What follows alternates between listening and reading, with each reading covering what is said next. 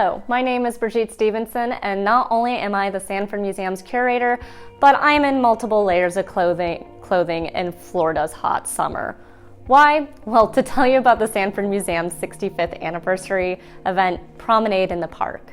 September 10th at 1 p.m. to 5 p.m., the museum invites you to wear your interpretation of clothing of the late 19th century as you enjoy a picnic with games at the Sanford Museum's grounds.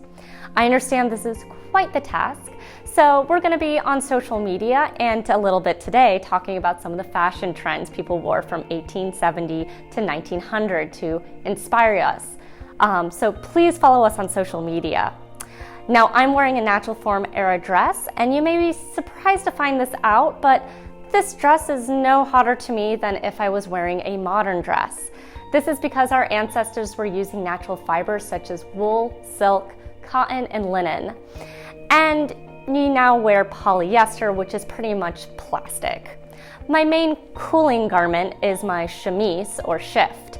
This was your first layer. It was a simple dress made of linen or cotton that would protect one's body from the corset, but also allowed to be both an extra layer of heat and cooling. The linen or cotton dress would absorb the sweat from the wearer, allowing the sweat to evaporate close to the body, therefore cooling me. I am also wearing multiple petticoats to get a foof that I need for this natural form era look. Now, the natural form era was between 1877 and 1882. It is right between the two bustle areas.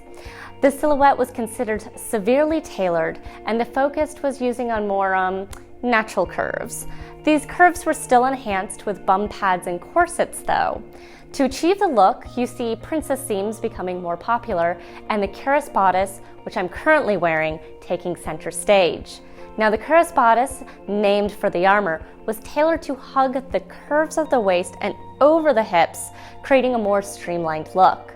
This required skirts to be closer to the body, making walking a bit harder. These skirts were usually tied together close to the knee in the front by using ties. Now, I am wearing a corset underneath this dress. Don't you worry, I am in no danger of fainting. Perhaps the most infamous of undergarments, the corset has become a modern symbol of oppression against women in the 19th century. And I believe this garment has a bit of a bad rap. These garments were tailor-made for the individual wearer and acted not only as an early version of Spanx, creating a waist, but it also created a support for the chest and support of the weight of all those various petticoats making me foofy.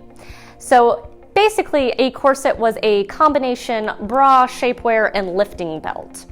Corsets were usually made with stiffer weaves such as twill, canvas, and jean. Couture, used in most modern corsets, did not come into popular use until the Edwardian period. They were boned, mainly using whalebone, which is not the bone of the whale, but the baleen, or the fine teeth of the whale, that added some elasticity.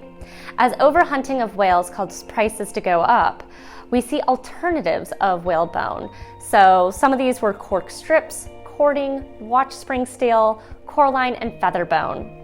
The corset at this time period has a two-part busk compared to the one-part busk.